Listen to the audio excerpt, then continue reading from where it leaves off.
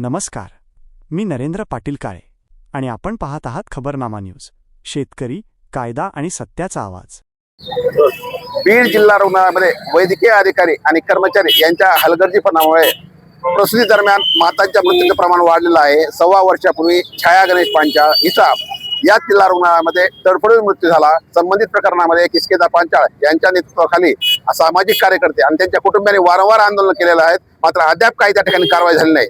दुसरी गोष्ट, 9 जुलैला जेव्हा माता व बाल रुग्णालयाचं उद्घाटन झालं आणि त्या ठिकाणी जिल्हाधिकारी, जिल्हा शल्य चिकित्सक आले होते, त्यांनी शेख मुस्कान सिद्दीकी यांना भेट दिली आणि त्या महिलेचा याच लोकांच्या हलगर्जीपणामुळे मृत्यू झाला आहे. कारण त्या नवीन इमारतीमध्ये अतिदक्षता विभाग नव्हता. त्यामुळे संबंधित प्रकरणामध्ये सदोष मनुष्यवधाचा गुन्हा दाखल करण्यात यावा अशी त्यांच्या कुटुंबियाची मागणी आहे. आणि एकंदरीतच बीड जिल्ह्यामध्ये हा जो गैरप्रकार जे आहे, संबंधित प्रकरणामध्ये सदोष मनुष्यवधाचे गुन्हे दाखल करण्यात यावेत, यासाठी आज आम्ही सगळे सामाजिक कार्यकर्ते जिल्हा आरोग्य विभागासमोर, रुग्णालयासमोर आंदोलन करत आहोत. आमची प्रमुख मागणी आहे की या दोषींवर सदोष दाखल करण्यात यावा.